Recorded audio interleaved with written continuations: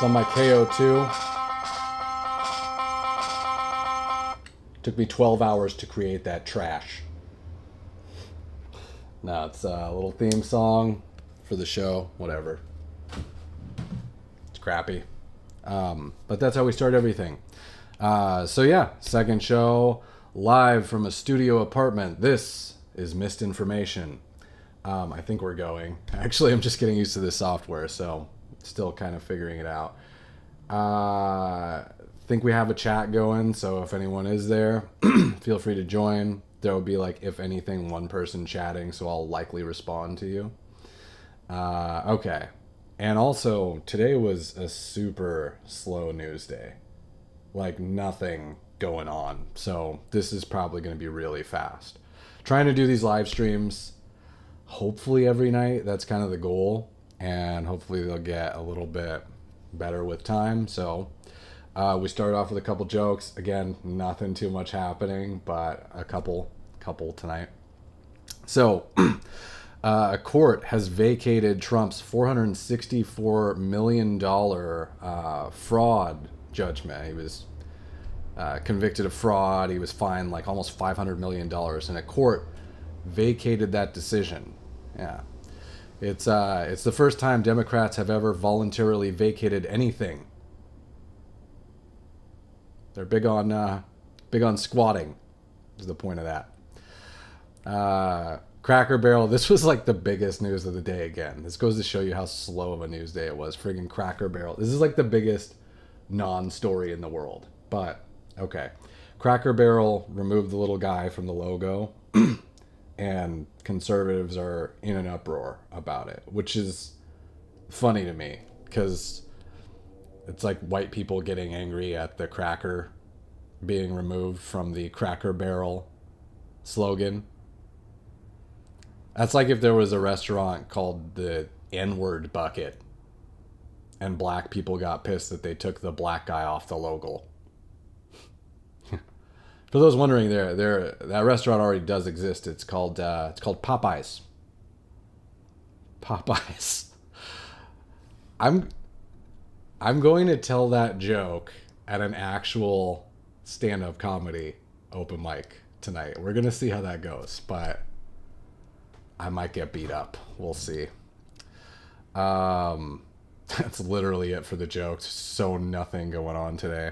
But what else? I think we can do this. We're just going to kind of browse X a little bit. Check it out. We don't want to see the goat getting thrown in the oven. This just popped up on my timeline before I came on. But it's he's actually like pulling it out of that stupid oven. I don't know what the hell's going on there. Anyways, we go to here. Okay, first up, we got Elon gooning on the timeline. Just, he's great to have because he's like trying to save humanity and building rockets and stuff and doing a bunch of great stuff, help to win the election. But he's like taking care of an autistic kid, you know? Every once in a while, he's just going to start gooning on stuff.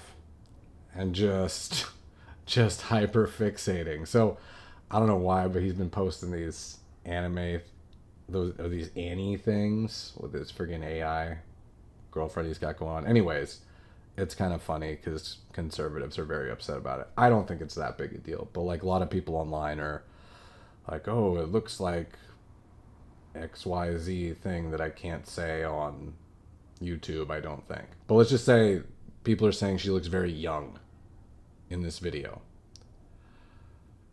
Which, and by the way, I don't even know if I like all this AI shit creating videos on the timeline. I mean, it's on the one hand, it's kind of cool, but that is a lot of trash to have to watch all day long.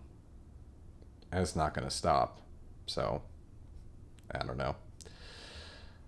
This was just funny. It's just a police officer in DC, and I guess there was this maybe pro-Palestinian protester who was, I guess she was trying to start shit with him, and he's just so over it in the video, like you can tell. And I guess he he accused her of culturally appropriating the little neck garb she has on. So anyways, I'll play just a second of it because it's kind of fun.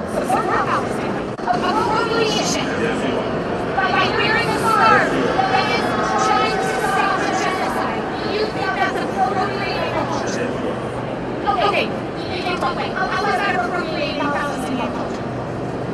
How is my wearing a keffiyeh appropriating Palestinian culture? You're the one who said it. You're the one who said I'm appropriating Palestinian culture by wearing a keffiyeh. I support Palestinians. And so I'm appreciating how... Guy does not give two F's. He's over it. Kind of funny. This was pretty funny. So there was you guys have probably seen, there was a story about an immigrant, I guess, who was pulled over. I think it was in DC. Yeah, it was DC police pulled him over, and I guess they asked him to get out of the car and maybe show an ID, and he just immediately starts screaming and running, right? And when you watch the video initially, I mean, the guy's like crying out, he's on the ground. So in any case, a lot of Democrats had the same reaction, which this Jessica person does, and some other people. They're like, oh, it's so cruel, I'm heartbroken. There was another person who came out, Julie K. Brown, I guess is her name, some journalist. She says, his crying hits me in the gut, and we will probably never be told who he is, why he was stopped, or if he was here illegally. And then like an hour after that tweet, we found out he was here illegally, and he had just been charged with assaulting a 13-year-old.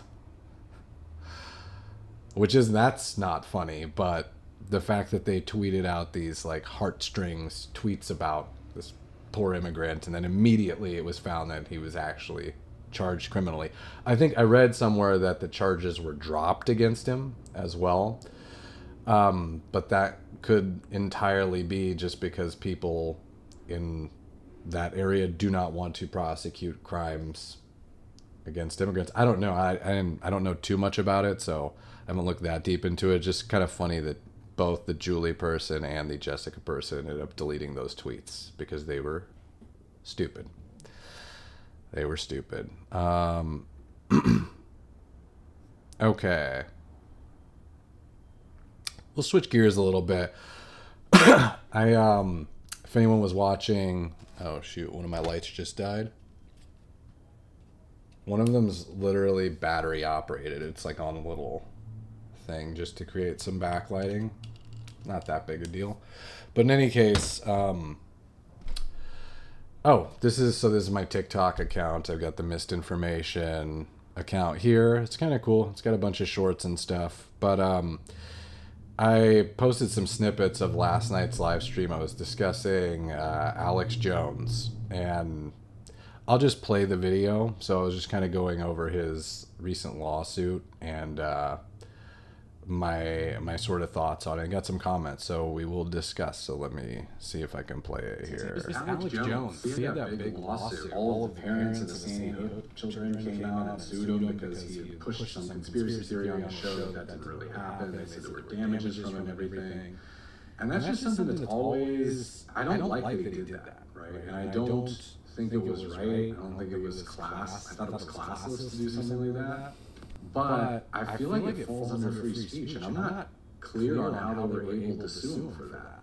Does anybody feel that way? I mean, what he basically did was he denied that it happened, and he was saying that it was a conspiracy theory that it even happened. So but does that mean that if somebody's a Holocaust denier, now somebody could sue them for damages and say, well, they're saying it didn't happen, and it clearly did, so this has in some way damaged me, and now I can sue them for billions of dollars? And again, I'm not a Holocaust denier either. I know there are a few people I see online who do that and say that, and I would support their right to say things like that. But, as bad as I think it might be to say anything like that, I'm shocked that he was sued and allowed to be sued for that reason. It doesn't make sense to me. It was just basically a collusion amongst the left to take out a conservative voice, but I don't know, it just sets a really weird precedent. Is there prior precedent for that? It seems like a crazy case, so... Yeah, so pretty simple. Just basically, I'm kind of trying to raise the point that, you know, I get it. I mean, I get that it wasn't great for him to do that, but people doubt stuff all the time. And again, like, kind of raising the point, I mean, what do we do with Holocaust deniers then, right? I'm not one myself. I do see a lot online. But, you know, do we allow people to sue them for damages because they're denying something that's factually accurate? You know, it's just crazy to me. So anyways, we got some comments. I think I can kind of expand them here a little bit, but hopefully we can sort of see some of these. But we'll kind of go through them a little bit. I mean, first comment's stupid right out of the gate. It's a good thing it was a court case. People can read about it, and they don't have to feel right about anything. That's just dumb. I mean, you're saying that every single court case is the, you know, the end judgment on everything. How'd you feel about the OJ case? You happy about that one? I mean, we just saw, you know, I just went over in the beginning, Trump had his fraud case. Not the case, but the fine was vacated earlier, so court decisions can change. Pretty silly to end your argument on a, you know, it was decided in court thing. Okay, so here's a good point that someone's making. I don't know if you guys can even see these, but he says he got his fans to call and harass the parents of the kids who died. And then I reply, he got them to? And, I mean, I don't know. There's people going back and forth, but essentially, they're just saying they're basically saying that Alex Jones incited some type of, not necessarily violence, but harassment against the family, the Sandy Hook families. To which I reply, like Trump got people to storm the Capitol. Because this is a common argument you hear from the left about January 6th as well, that Trump somehow incited an insurrection, right? Because he gave a political speech. I think he might have said fight, you know, during the speech or something along those lines. And, you know, it's this attempt from the left to connect what people say to, okay, well, they obviously incited this type of violence, or they incited things. Again, it's like if you had somebody who was, let's say someone was a Holocaust denier, right? And they went to their audience and said these things over and over again, and then somebody went and desecrated the Museum of Tolerance, right? Would the original podcaster be held liable for that because they had incited this activity from their audience? That seems insane to me. Any of you nuts here could go do anything. I'm not being held liable for that BS. So, I don't know. It just seems silly to me. Someone says Tucker talked about it. That's great. I haven't checked it out, but I do want to. I like Tucker. I feel like he's fallen off a little bit, though, recently. I do miss when he was on Fox, and he just had this big feel to the shows. Like, it was cool when you knew that, like, everyone was watching it at the same time, and it was this kind of shared experience.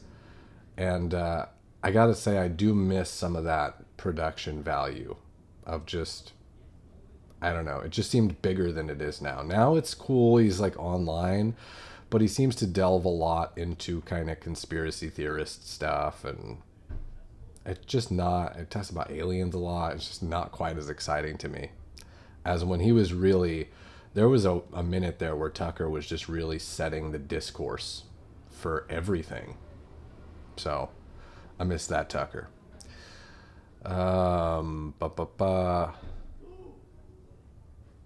Okay, someone does think I should be held responsible if I'm a Holocaust denier. Then somebody, then there are actual Holocaust deniers who show up in the comments and start arguing why it didn't happen. Which, I guess is the internet. I probably shouldn't have brought it up, but this is the biggest comment yet. Look at that. I ain't reading all that, but yeah, they're bringing the biggest, you know, I mean, I don't see Holocaust deniers per se online. The biggest thing I see from people seems to be some type of argument that they agree that it happened, but they disagree on the numbers. Which, okay.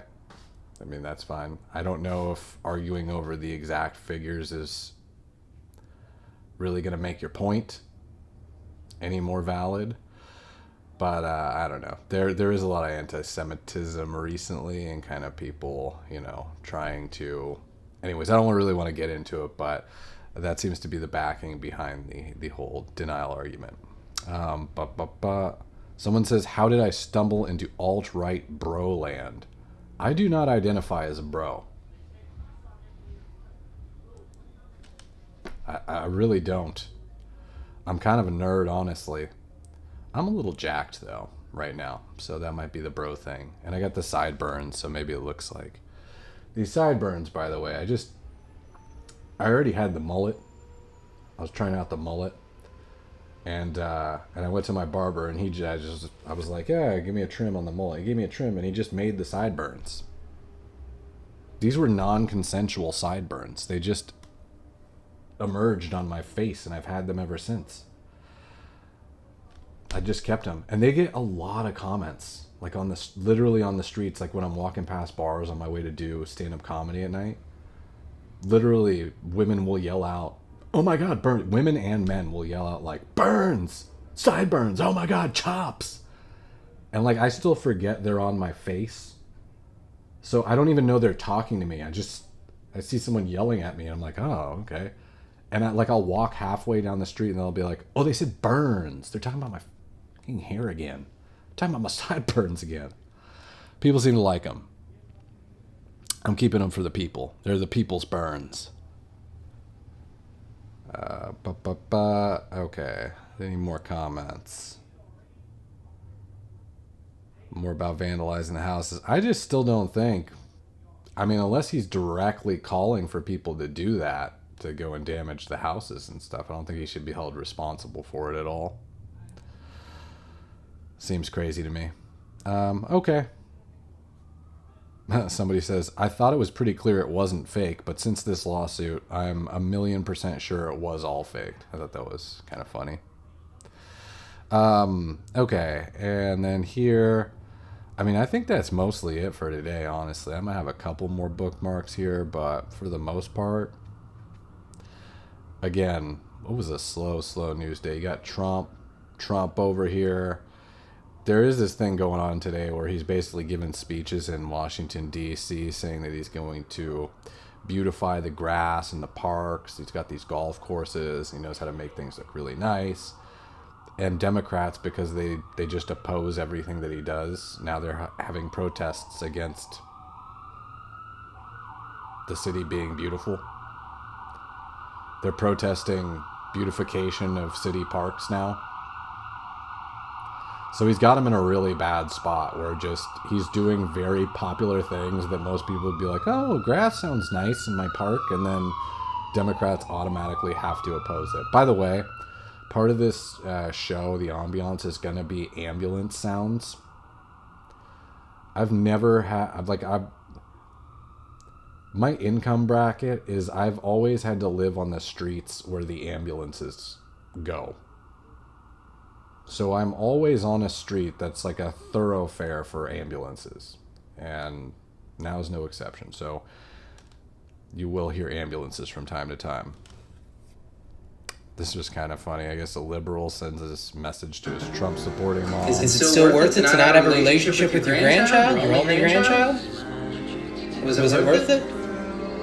Your prices went up? The thing I thought was funny about it is he looks to me like a gay J.D. Vance. Does anyone else see that? He looks like the meme. It's like, okay. Maybe liberals are just becoming Trump and Vance now. It's kind of funny. Oh my gosh, this thing. What this is people are all in an uproar about immigrants currently. So they're finding as many examples of immigrants assaulting people, breaking the law as they can. This is one instance. I guess this is the guy in the blue plaid shirt. is like an Uber driver and a Russian immigrant who, I guess he was having some type of dispute with the guy with the Labradoodle in his arm, who is the CEO of some company, some like San Francisco company or something. Oh, biotech CEO. Okay. So, as you can see in the video, the Uber driver, the guy says something to him. The Uber driver comes over to him, headbutts, pops him in the chin, drops him. Guy's girlfriend, sad, ashamed. First of all, I don't know what's going on here. I gotta tell you, the guy with the Labradoodle, he does seem annoying. I don't know what he's saying to the Uber driver, but he seems like he's talking some type of shit. I guess the backstory that I heard, at least, was supposedly he had this, maybe this dog was an emotional support animal, and he was trying to get into the Uber, and the guy wouldn't let him into the car, which apparently they're supposed to do, and so maybe he tripped out, but that sounds annoying as shit. And I gotta say, there's an angry guy approaching you and you're getting into a fighting stance, I'm gonna say put down the Labradoodle. At least switch the Labradoodle to your rear hand so that you can effectively jab and block with your free hand. He does none of that. Boom, out cold. Catches him right on the chin. So, I don't know. We'll see what happens with that story. I don't know about that one, though. This is the park ranger who was fired for hanging, I guess it's a transgender flag from Yosemite's El Capitan. And apparently she's heartbroken because it was supposedly the best job in the world and her dream job. You had one thing you had to do to not get fired. And that's really, don't desecrate the mountains in the park. Like, don't do anything to change or alter or put stuff on the park. So, not a ton of sympathy. I mean, you hang something from that mountain, that's got to be impossible to get down, right? Isn't that annoying? I mean, come on. They shouldn't, whatever the flag was, they shouldn't have been hanging anything on there. It's just stupid. This is funny. We'll cover this real quick. I guess there was in Arlington, whatever, there's this lady, I guess she was a Democrat, and she's opposing some Republican nominee for an election. And I guess that he was against trans people using the same bathrooms as men and women or whatever the case is there. So she made this sign that says, "Hey, Winsome," that's the governor's name or whoever it is. She says, "If trans can't share your bathroom, then blacks can't share my water fountain."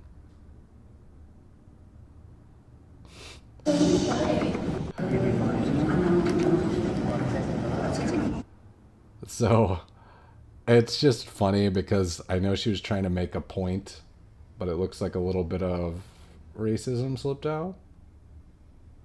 Looks like she made it sound like she's hoping that segregation happens again really bad. So that's unfortunate for her. And then there's an accompanying clip of her friend telling her, like whispering to her, "Hey, this is getting a lot of attention on TV." And she whispers back, "What? Like good?" And then he whispers to her, "Bad." She just looks.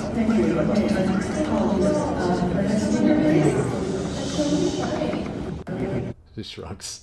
So anyways, super funny.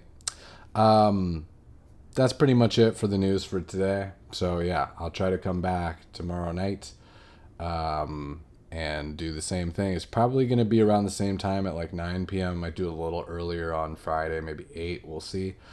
So yeah, that is it for now.